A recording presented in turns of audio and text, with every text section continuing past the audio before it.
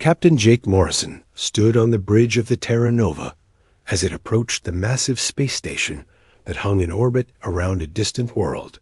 The station was bigger than anything humans had ever built, and it gleamed with strange metals that seemed to shift colors in the starlight. This was the moment humanity had been waiting for since they first looked up at the stars and wondered if they were alone in the universe. Dr. Lisa Parker walked up beside him and pressed her face against the viewing window. She was the team's expert on alien life and had spent years studying the signals that had led them here. Commander Rick Davis joined them and checked his weapon systems one more time, even though they had agreed this was supposed to be a peaceful meeting. All three of them knew that everything they did today would change the course of human history forever. The communication system crackled to life, and a voice spoke in perfect English, which surprised everyone on the bridge. The voice belonged to Ambassador Vextari, who welcomed them to the Galactic Council Station and gave them permission to dock at Bay 7. The voice sounded friendly enough, but there was something in the tone that made Jake feel uneasy. It was like the voice was trying very hard to sound calm and normal. As their ship moved into the docking bay, Jake noticed that the other ships around them looked fragile and delicate compared to the Terra Nova. Human ships were built to survive the harsh conditions of space and the violent storms that could tear apart anything that wasn't strong enough. The alien ships looked more like works of art than machines built for survival. They had smooth curves and thin walls that seemed like they would break if you touched them too hard. The docking process took longer than expected because the station systems kept trying to scan their ship with beams that couldn't penetrate the Terra Nova's hull. Jake heard the station controllers talking to each other in worried voices about readings that didn't make sense. Finally, they were cleared to dock, and the three humans prepared to make history. The airlock opened, and they stepped into a corridor that was filled with the strangest collection of beings Jake had ever seen. There were tall, thin creatures with too many arms and short, round ones that seemed to roll rather than walk. Some had scales, and others had fur, and a few looked like they were made of living crystal. All of them stopped what they were doing and stared at the humans with expressions that looked like fear mixed with amazement. Ambassador Vextari approached them, and Jake could see that the creature was trying very hard not to show any emotion. Vextari looked like a cross between a lizard and a bird with feathers that kept changing color. The ambassador welcomed them again and explained that the council had been watching Earth for many years. Jake wondered why they had never made contact before, but decided to save that question for later. They were led through corridors that seemed to bend and twist in ways that hurt to look at. The gravity felt lighter than Earth normal, and Jake noticed that all three humans were having to concentrate on walking normally so they wouldn't bounce with each step. The alien beings around them moved with a grace that suggested they were used to this environment, but the humans felt clumsy and out of place. The council chamber was a massive room with seats arranged in circles that rose up toward a domed ceiling. Hundreds of different species sat in those seats, and all of them were watching the humans with intense interest. Ambassador Vextari led them to a platform in the center of the room where they could address the entire assembly. The silence was so complete that Jake could hear his own heartbeat. A new voice spoke, and Jake turned to see another alien creature that looked like it was made of flowing water. This was Quindal from something called the Etherian Collective, and the being's voice sounded like music when it spoke. Quindal explained that Earth had been classified as a Class 9 Deathworld, which was the highest level in their system. Jake felt confused because Earth seemed normal to him, but he could see that the aliens thought this was very important. Dr. Parker stepped forward and asked what made a world qualify as Class 9. The question caused a ripple of movement through the assembled aliens, and several of them made sounds that might have been nervous laughter. Quindal explained that Class 9 worlds were places where the environment was so hostile that most life forms would die within minutes of exposure. These worlds produced species that were either destroyed by their environment or became so aggressive that they destroyed themselves. Commander Davis asked how many species had survived Class 9 worlds and achieved space travel. The silence that followed was longer than before, and Jake could feel the tension in the room growing stronger. Finally, Quindle answered that humans were the first. Every other species from Class 9 worlds had either gone extinct or killed themselves, off before they could develop advanced technology. The medical examination that followed was supposed to be routine, but it quickly became anything but normal. Dr. Parker was asked to demonstrate basic human reflexes, and when a medical instrument was accidentally dropped, she caught it without thinking. The alien medical staff scattered in all directions, and several of them activated what looked like emergency shields. The simple act of catching a falling object had been performed so quickly that the aliens thought they were witnessing some kind of superhuman ability. Jake tried to explain that this was normal for humans, but the aliens looked at him like he was describing magic. They ran more tests, and each one seemed to shock them more than the last. When Dr. Parker lifted a piece of equipment that weighed about 20 pounds, the aliens acted like she had just performed an impossible feat of strength. When Commander Davis demonstrated a basic combat role, the security systems in the room activated. Automatically, the session ended abruptly when several council members demanded an emergency meeting to discuss what they had learned. Ambassador Vextari apologized for the confusion and explained that the council needed time to process this new information. The humans were given quarters on the station and told that the discussions would continue the next day. As they walked back through the corridors, Jake noticed that the alien beings gave them much more space than before. Some of them pressed themselves against the walls as the humans passed, and others seemed to find urgent business in other parts of the station. The three humans exchanged glances and began to realize that this first contact was not going the way anyone had expected. That night in their quarters, Dr. Parker ran calculations on her portable computer while Commander Davis checked their security systems. Jake looked out the window at the stars and wondered what tomorrow would bring. None of them knew that in a few hours the Galactic Council would begin the process of creating an entirely new classification system just for humanity. Colonel Ben Hayes received the encrypted message from Earth Command at 0600 hours and read it 3 times before he fully understood what they were asking him to do. The Galactic Council wanted a demonstration of human military capabilities, and they specifically requested that he select a small unit to travel to the Council station. The message emphasized that this was not a combat mission, but rather a chance to show the aliens what humans could do under controlled conditions. Ben walked through the base and considered his options carefully. He needed people who could represent humanity well, but also demonstrate the skills that made human soldiers effective. His first choice was Sergeant Amy Collins, who had served as a combat medic in 3 different war zones and had a reputation for staying calm under pressure. She was also smart enough to handle the diplomatic aspects of the mission without causing unnecessary problems. Corporal Tony Martinez was his second choice, and the young man had proven himself to be one of the best demolitions experts in the military.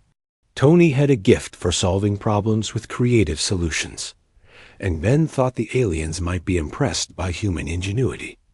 The rest of the team would include specialists in various fields. Ben wanted to keep the group small enough to be manageable. Meanwhile, back on the council station, Dr. Helen Wright was working in a laboratory that had been provided for human use. The aliens had given her samples of their technology to study, and she was amazed by what she found. The materials were incredibly advanced in some ways, but they seemed to be designed for beings who lived in a much gentler universe than the one humans knew. Helen picked up a tool that looked like it was made from some kind of crystalline material and examined it under her microscope. The structure was beautiful and complex, but when she applied even gentle pressure, it began to crack. She tried the same test with several other samples and got the same result. The alien technology was sophisticated, but it was also fragile in ways that would make it useless in most human environments. She made notes about her findings and sent them back to Earth along with her recommendations. Human technology might be crude compared to alien standards, but it was built to survive in conditions that would destroy most of the devices she had examined. This information would be important when the military demonstration began.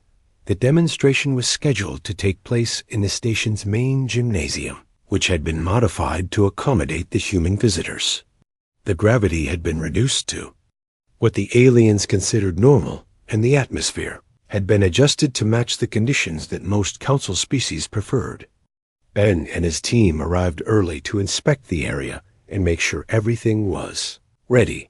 Sergeant Collins was the first to demonstrate human capabilities, and she started with what she considered basic first aid procedures.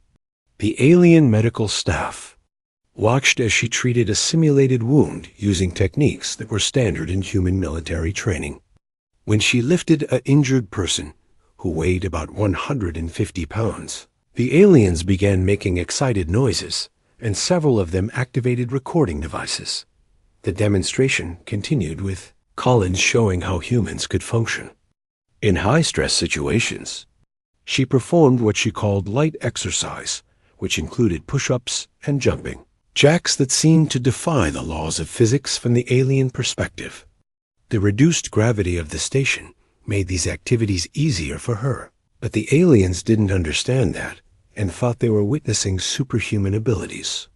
Corporal Martinez took his turn next and demonstrated basic demolitions techniques using training materials that had been approved by the council. He showed how humans could calculate blast patterns and place charges with precision that impressed even the most advanced alien engineers. When he mentioned that this was considered entry-level training for human soldiers, the aliens became very quiet and began whispering among themselves. The situation became more dramatic when Farek Martinez decided to show the aliens how humans moved in combat situations. He performed a series of movements that included rolling and jumping and running that would have been normal in any human training facility. The station's gravity made these movements look even more impressive, and several aliens had to be helped from the room when they appeared to faint. Dr. Wright had been observing the whole demonstration, and she noticed that the aliens seemed to be having trouble understanding what they were seeing. She approached one of the council scientists and tried to explain that humans had evolved in a high-gravity environment with dangerous predators and hostile weather. The scientist looked at her like she was describing a nightmare world that couldn't possibly exist. The most shocking moment came when Sergeant Collins accidentally made physical contact with one of the alien observers. She had been demonstrating how humans could move quickly in emergency situations, and she bumped into a being from the Xanthari Federation. The alien's hand was caught between Collins and a piece of equipment, and the creature immediately began screaming in pain. Collins immediately stopped what she was doing and tried to help, but the damage was already done.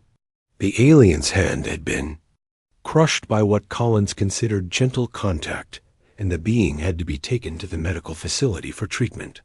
The demonstration was stopped immediately, and the humans were asked to return to their quarters while the council discussed what had happened. Ben and his team gathered in their assigned room and tried to understand what had gone wrong. Collins felt terrible about injuring the alien, but she honestly didn't know how it had happened. A contact had been so brief and light that she hadn't even noticed it until the alien started screaming. Martinez pointed out that the station's gravity was much lower than Earth normal, and maybe that had something to do with it. Dr. Wright joined them and shared her analysis of the alien technology samples. She explained that everything she had examined was built for beings who lived in environments that would seem like paradise to humans. The aliens had never had to deal with the kind of conditions that make human technology and human bodies so durable. They were seeing human normal as superhuman because they had no frame of reference for what life on Earth was really like. The discussion that followed helped them understand why the aliens were reacting so strongly to the demonstration. Humans took for granted the strength and speed and endurance that came from living on a world that was constantly trying to kill them. The aliens came from worlds where the biggest danger might be a mild change in temperature or a gentle breeze that was slightly stronger than usual. That evening, Ambassador Vextari visited the humans and tried to explain the Council's concerns.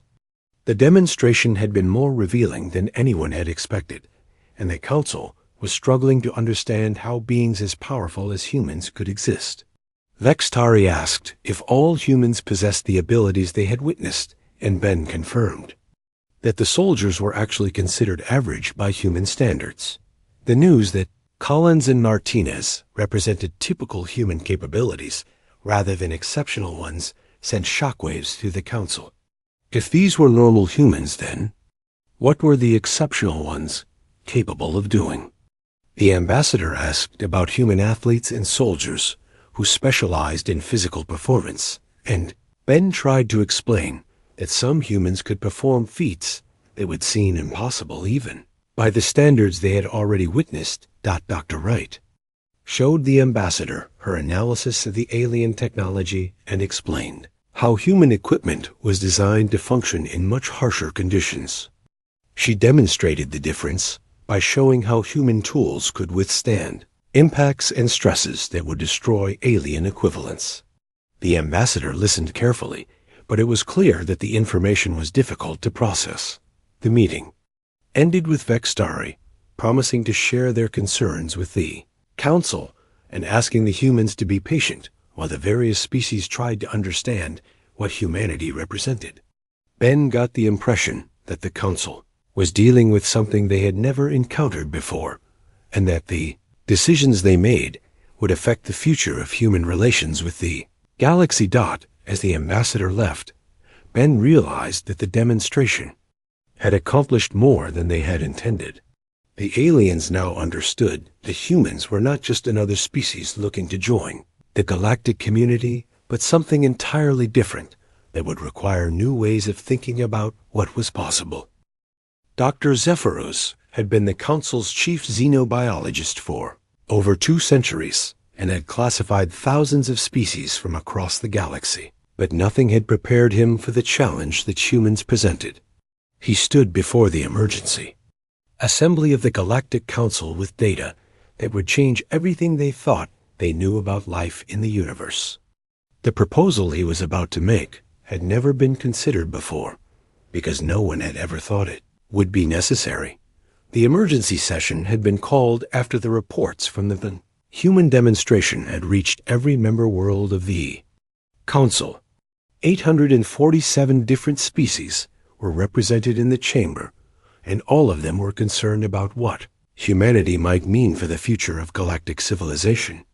The tension in the room was so thick that several of the more sensitive species had requested additional atmospheric filters to help them cope with the stress. Dr. Zephyros activated the holographic display and began his presentation with images of Earth that had been captured by long-range surveillance systems.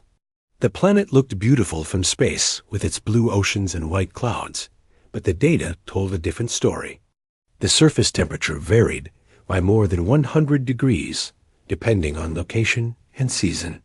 The atmosphere contained gases that would be toxic to most known life forms. The gravity was nearly twice what most Council species considered normal. The images shifted to show Earth's weather patterns, and the assembled aliens watched in horror as massive storms swept across the continents with enough force to level entire cities. Hurricanes and tornadoes and blizzards were common events that humans dealt with as part of their normal lives. The volcanic activity alone would have made most worlds uninhabitable, but humans had built their civilizations around these dangers and learned to predict and survive them. Dr. Zephyros explained that the original Class 9 designation had been based on incomplete data and that new information suggested that Earth was far more dangerous than anyone had realized. The plant and animal life on the planet included species that could kill most known aliens within seconds of contact. Humans shared their world with creatures that had evolved specifically to hunt and kill, and they had learned to not only survive, but to thrive in this environment. The presentation continued with video footage from the recent human demonstrations, and the aliens watched in stunned silence as humans performed feats that defied their understanding of biological limits. Dr. Zephyros pointed out that the humans had been trying to be careful and considerate during these demonstrations, but their idea of gentle behavior had still resulted in property damage and injuries to council personnel. The most shocking revelation came when Dr. Zephyros shared the analysis of human military capabilities that had been gathered from their own admissions. Humans possessed weapons that could destroy entire planets, and they considered these weapons to be obsolete technology. They had fought wars against their own species, using tools that would have ended most galactic conflicts within hours. The fact that they had survived their own destructive capabilities was as impressive as it was terrifying. The debate that followed was unlike anything the Council had experienced before. The hegemony of Krixtar was a militaristic species that had built their reputation on being the most formidable warriors in the galaxy, but their representative openly admitted that humans made them look like children playing with toys. The delegate from Krixtar demanded that humanity be quarantined immediately before they could spread their dangerous influence to other worlds. The peaceful species were even more alarmed by the human presence. The melodic convergence had built their entire civilization around harmony and cooperation, and they saw humans as a threat to everything they believed in. Their representative threatened to withdraw from the Council entirely if humans were allowed to become members. Several other peaceful species voiced similar concerns, and the unity of the Council began to fracture. Dr. Zephyros called for order and presented his solution to the crisis. He proposed the creation of a new classification system that would account for species like humanity that exceeded all existing categories. Class 10 would be reserved for worlds that produced life forms so dangerous that they required completely different protocols for interaction. Earth would be the first world to receive this designation, and humans would be the first species to be classified as Class 10 entities. The proposal caused chaos in the chamber as delegates tried to understand what this new classification would mean for galactic society. Some species wanted to ban humans from council stations entirely, while others argued that such measures would be discriminatory and unfair. The debate grew so heated that several minor conflicts broke out between different species, and the session had to be temporarily suspended during the break. Ambassador Vextari met with the human delegation to discuss the situation. Captain Morrison and his team had been following the debates through translation systems, and they were beginning to understand how their presence was affecting the Council. Dr. Parker asked if there was anything humans could do to ease the concerns of the other species, but Vextari explained that the problem was not what humans were doing, but what they were capable of doing.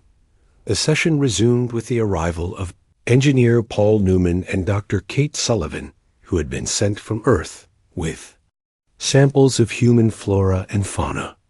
The Council had requested these samples to better understand the environment that had produced humanity, and they were not prepared for what they learned. Dr. Sullivan began her presentation with what she called harmless examples of Earth life, and the reaction was immediate and dramatic. The first sample was a common house cat, and Dr. Sullivan explained how these animals were kept as pets by humans and were considered to be gentle companions. The holographic display showed the cat's retractable claws and powerful jaw muscles, and several alien delegates had to be removed from the chamber when they began hyperventilating. The idea that humans shared their homes with predators that could kill most aliens was beyond their understanding. Presentation continued with honey bees, and Dr. Sullivan explained how these insects were essential to human agriculture and were generally considered beneficial. The aliens watched in horror as the display showed the bees' stinger and venom delivery system and learned that humans routinely worked around thousands of these creatures without protective equipment. The fact that bee stings were considered a minor inconvenience by humans was incomprehensible to species that would die from a single sting. The most devastating moment came when Dr. Sullivan mentioned poison ivy and other toxic plants that were common on Earth. She explained that humans had developed immunity to many of these toxins through exposure, and that children were taught to recognize and avoid the dangerous ones. The aliens realized that human children were expected to navigate hazards that would kill adult members of most council species. Engineer Newman made the situation worse when he shared information about human industrial processes and explained how humans worked with materials and temperatures that would be lethal to most known life forms. The revelation that humans consumed ethanol as a recreational beverage caused panic among the delegates, who knew that the substance would dissolve their tissues on contact. The fact that humans could not only survive ethanol, but actually enjoyed its effects, was beyond their comprehension. The final blow came when Admiral Sandra Blake arrived with updated information about human military capabilities. She had been sent to provide accurate data about human weapons and defenses so that the Council could make informed decisions about humanity's future. Her presentation was meant to be reassuring, but it had the opposite effect. Admiral Blake explained that the nuclear weapons humans had mentioned were indeed considered obsolete, and that modern human military technology was far more advanced. She showed holographic displays of weapon systems that could destroy entire star systems and defensive technologies that could withstand attacks from multiple fleets. The revelation that humans had built these weapons to fight against other humans was the most terrifying aspect of the presentation. The council session ended in chaos as delegates demanded immediate action to protect their worlds from the human threat. Some species called for military intervention, while others wanted to establish communication protocols that would prevent accidental contact. The peaceful species renewed their threats to leave this council, and several minor alliances began to form around different approaches to the human problem. Dr. Tsifiros called for a final vote on the Class 10 designation, and the proposal passed by the narrowest margin in council history. Earth would be reclassified as the first and only Class 10 Deathworld, and humans would be subject to protocols that had never been used before. The decision would change everything for both humanity and the galactic community. Test Administrator Yixilov had overseen compatibility assessments for over 3,000 species during his long career with the Galactic Council, but he had never been asked to design tests that were specifically intended to find the breaking point of a species that seemed to have no limits. The combat moon of Threshkar had been chosen as the testing site because it contained the most dangerous creatures and environments that the galaxy had to offer. If anything could reveal human weaknesses, it would be found here. The testing facility had been constructed over decades and contained specimens from every known hostile world in the galaxy. The void wraiths of Terminus 7 were kept in special containment cells because they had killed thousands of the galaxy's most elite warriors. The gravity chambers could simulate conditions from worlds with crushing atmospheric pressure. The environmental systems could recreate toxic atmospheres that would kill most life forms within minutes of exposure. Yixilov studied the human volunteers who had been selected for the testing program and tried to understand what made them so different from every other species he had encountered. Jack Thompson was a former military specialist who had served in what humans called special forces. Nina Rodriguez was an athlete who had competed in what humans called the Olympics. Dale Brooks was described as a survival expert who specialized in functioning in hostile environments. The first test was designed to assess human psychological resilience, and involved exposure to the void wraiths that had been captured from the dead world of Terminus 7.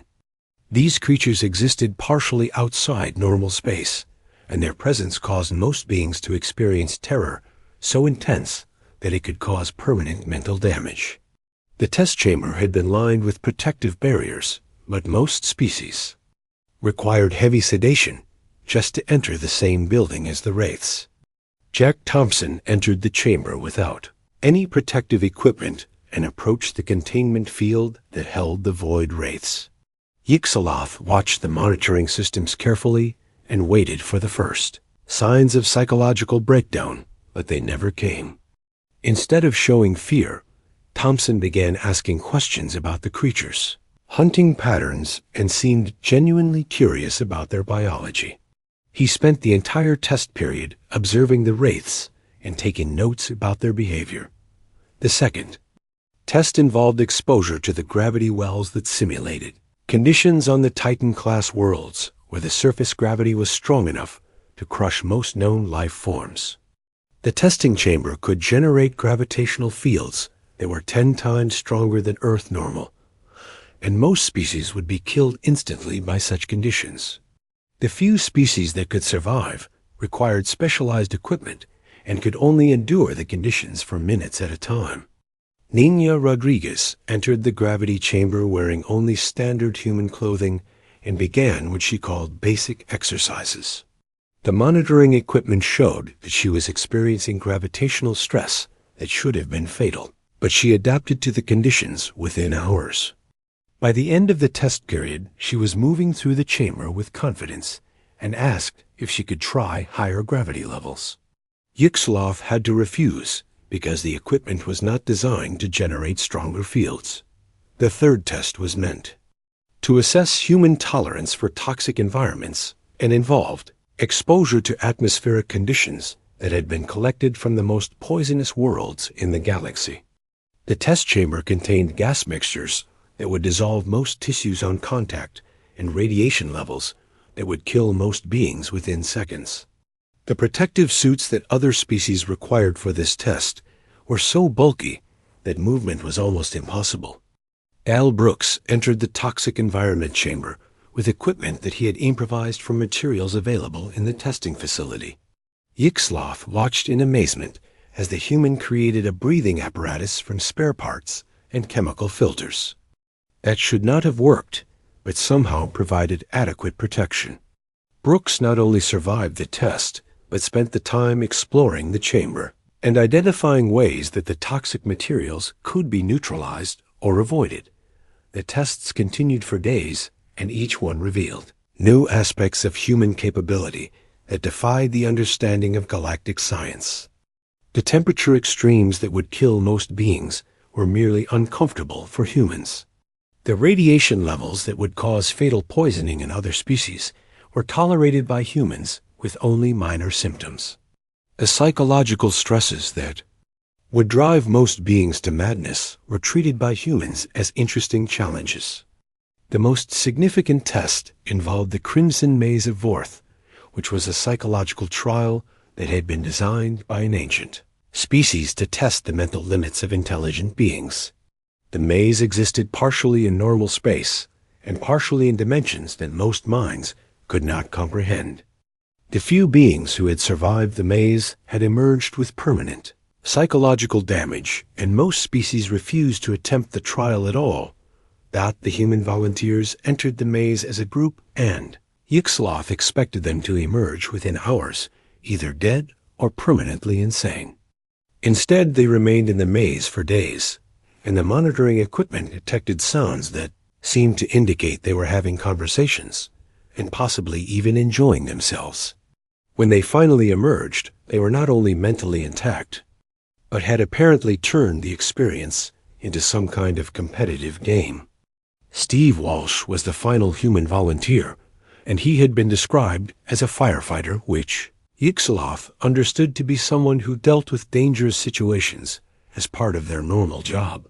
Walsh had requested additional tests because he felt that the previous trials had not been challenging enough, and he wanted to see what the facility could really do. This request caused panic among the testing staff, who realized that they had already used their most dangerous trials. Yixloth tried to explain that the tests had been designed to find the limits of any species in the galaxy, and that pushing beyond those limits would be dangerous for everyone involved. Walsh listened politely, but pointed out that humans regularly faced dangers on their home world that were comparable to what they had experienced in the testing facility. He asked if there were any tests that were actually designed to challenge beings with human-level capabilities. The question caused Yixloth to suffer what humans would have recognized as a nervous breakdown. The testing administrator had spent his entire career believing that the trials on Threshkar represented the absolute limits of what any living being could endure. The idea that these tests were merely inconveniences to humans shattered his understanding of what was possible in the universe. But the testing program was concluded early when it became clear that the facility simply did not contain anything that could challenge human capabilities. The volunteers had treated the most dangerous trials in the galaxy as entertainment and had asked for more difficult challenges. The data that had been collected would revolutionize galactic understanding of biological limits, but it also raised troubling questions about humanity's place in the universe. Yixloth submitted his final report to the Galactic Council with recommendations that would change the way the galaxy thought about humans. The tests had not revealed any meaningful limitations to human capabilities and had instead demonstrated that humans were so far beyond normal biological parameters that new categories of classification would be needed. The report concluded that humans were not just another species, but represented an entirely new form of life that had evolved under conditions that most beings would consider impossible. The reaction to the testing results was immediate and dramatic. Species that had been skeptical about human capabilities were now terrified of what humanity might be capable of doing. The peaceful species renewed their calls for quarantine, while the militaristic species began making plans to either recruit humans as allies or find ways to defend against them. The unity of the Galactic Council was strained to its breaking point as different species tried to decide how to respond to the human threat. The testing facility on Threshkar was closed indefinitely after the human trials because the staff could no longer believe that their trials represented meaningful challenges. The equipment that had been used to test thousands of species was suddenly obsolete because it had been designed for beings who had limits that humans simply did not possess. The entire concept of testing biological limits would have to be reconsidered, now that humanity had demonstrated what was truly possible.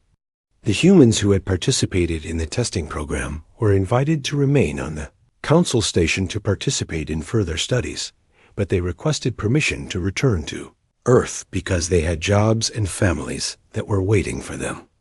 The casual way that they treated their historic achievements was just another example of how different humans were from every other species in the galaxy. They had redefined what was possible and then went home to their normal lives as if nothing unusual had happened.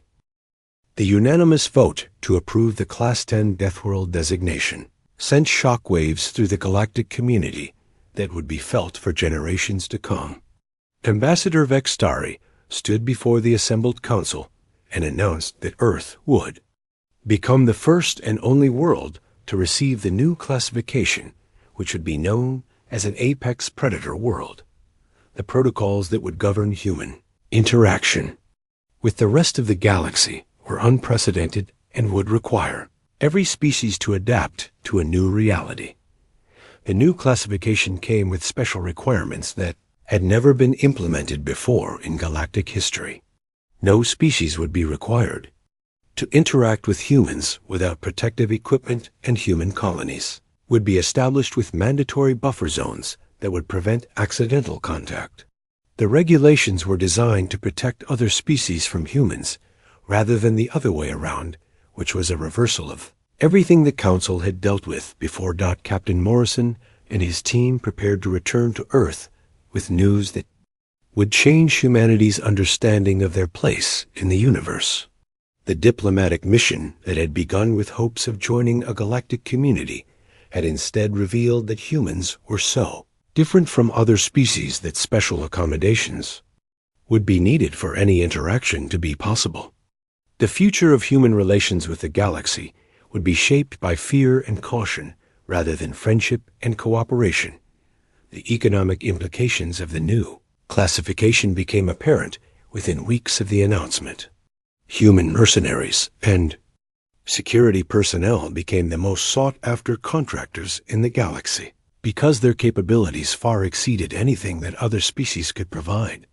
Companies that had been reluctant to hire humans now competed for their services because they offered solutions to problems that had seemed impossible to solve. Lucy, Chun, and Matt Williams had been running a small manufacturing company on Earth when they received their first contract from an alien corporation. The company was struggling with production problems that their own engineers could not solve, and they had heard about human ingenuity from other businesses. Chun and Williams traveled to the client's facility, expecting to find advanced technology, but instead discovered that the aliens had been overcomplicating simple processes, the manufacturing techniques that humans considered primitive and outdated were actually more efficient than the sophisticated systems that the aliens had developed. Human methods were designed to work in harsh conditions with minimal maintenance, while alien technology required perfect environmental conditions and constant adjustment. Chun and Williams revolutionized the client's production system by introducing techniques that human factories had been using for decades. The success of that first contract led to more opportunities, and Chun Williams Enterprises grew rapidly as word spread about human manufacturing capabilities. Other human companies followed their example and began offering services that took advantage of the unique strengths that humans brought to galactic industry. The economic opportunities were so valuable that many species were willing to overcome their fear of humans in order to access their capabilities. The establishment of New Geneva Station marked a new phase in human relations with the galaxy. The station was designed to serve as a neutral ground where humans and aliens could interact safely under controlled conditions. Ambassador Carol Foster was chosen to oversee the station because of her experience in diplomatic negotiations and her ability to work with different species despite their fears about human capabilities. The station was built with multiple layers of protection and safety systems that would prevent accidental injuries or property damage. The gravity was adjusted to levels that were comfortable for most species, and the atmospheric conditions were carefully monitored to prevent any toxic exposure. The humans who worked on the station were required to undergo special training that taught them how to interact with fragile alien species. Dr. Lisa Parker had been appointed as the Council's first human xenobiologist, and she worked alongside former adversaries to study the unique characteristics that made humans so formidable. Her research focused on understanding how humans had evolved such extreme capabilities and what that meant for the future of galactic civilization. The work was difficult because most alien scientists were still struggling to accept that humans were real rather than some kind of elaborate hoax. The establishment of human colonies throughout the galaxy proceeded slowly because of the buffer zone requirements and the need for special safety protocols. Each colony had to be approved by the Council and inspected to ensure that it met the strict standards that had been established for human settlements. The colonies were designed to be self-sufficient and to minimize contact with other species, except under carefully controlled circumstances. The reaction of different species to the human presence varied widely and created new divisions within the galactic community. Some species adapted quickly to the new reality and found ways to benefit from human capabilities, while others retreated into isolation and refused to have any contact with humans at all. The balance of power in the galaxy began to shift as species aligned themselves either with or against human integration. The military implications of human capabilities were not lost on the various species and several minor conflicts erupted as different groups tried to either recruit humans as allies or find ways to defend against them. The Council was forced to establish new regulations governing human involvement in military activities and created special monitoring systems to track human mercenary activities throughout the galaxy. The educational exchange programs that were established between human and alien institutions created some of the most dramatic cultural shifts in galactic history. Young aliens who had grown up fearing humans discovered that they were dealing with beings who were protective rather than predatory. Human children who visited alien worlds learned to appreciate the delicate beauty of civilizations that had developed without the constant threat of environmental destruction. The first group of alien students to visit Earth required extensive preparation and protective equipment that made them look like they were exploring a hostile alien world. The human families who hosted these students had to modify their homes to create safe environments and learn to move and speak in ways that would not frighten their guests. The cultural exchange was awkward at first, but gradually led to understanding and friendship. The most significant breakthrough came when a group of young aliens from the Etherian collective visited a human school and watched children playing what they called tag. The game involved humans chasing each other and making physical contact, which the aliens recognized as a hunting simulation. The alien teacher who was observing the game realized that humans were training their children to be predators, but they were doing it in a way that was playful and social rather than violent. The observation led to a new understanding of human nature that began to spread throughout the galaxy. Humans were indeed apex predators, but they were also social beings who had learned to channel their dangerous capabilities into positive activities. The games that human children played were preparation for survival in a hostile universe, but they were also expressions of joy and creativity that other species could appreciate. The research that was conducted on human psychology and biology revealed that the traits that made humans dangerous were the same ones that made them valuable allies. The aggression that allowed humans to survive on Earth was balanced by loyalty and cooperation that made them trustworthy partners. The physical capabilities that made humans formidable warriors also made them excellent protectors for species that were vulnerable to the dangers of the universe. The gradual integration of humans into galactic society created opportunities for collaboration that had never existed before. Human engineers worked with alien scientists to develop new technologies that combined human durability with alien sophistication. Human artists collaborated with alien creators to produce works that expressed the beauty and diversity of galactic civilization.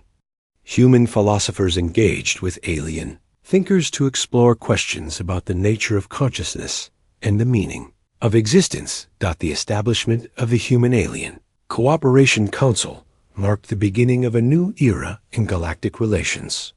The Council was created to oversee joint projects and resolve conflicts that arose from the integration of humans into galactic society.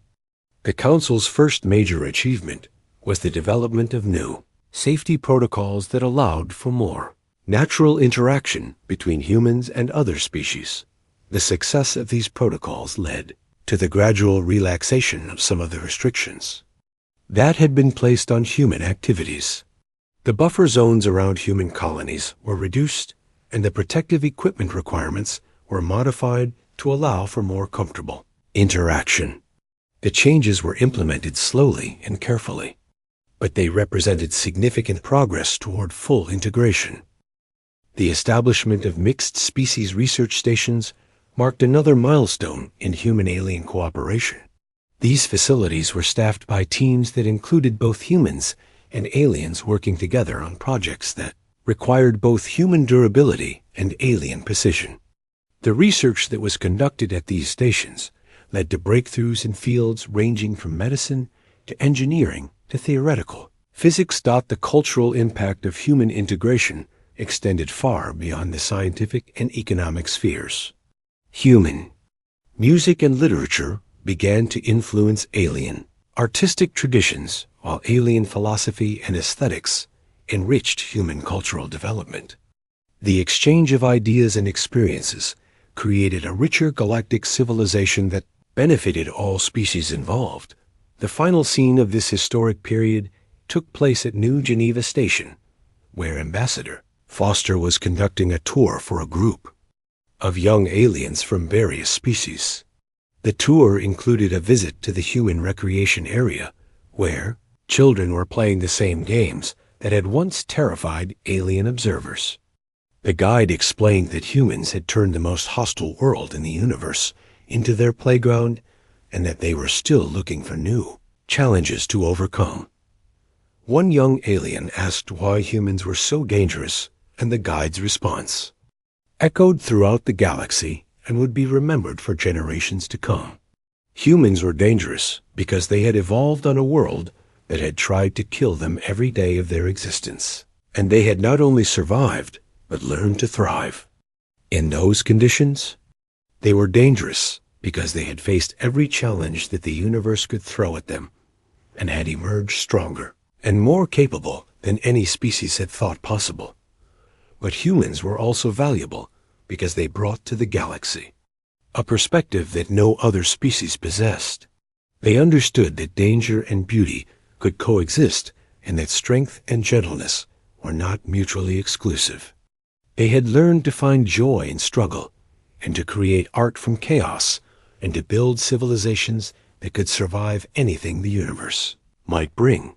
The establishment of humanity as a Class 10 species had begun as a crisis that threatened to tear apart the Galactic Council, but it had evolved into an opportunity for growth and development that enriched every species involved. The future of galactic civilization would be shaped by the unique contributions that humans brought to the community of worlds and the lessons that other species learned from their example.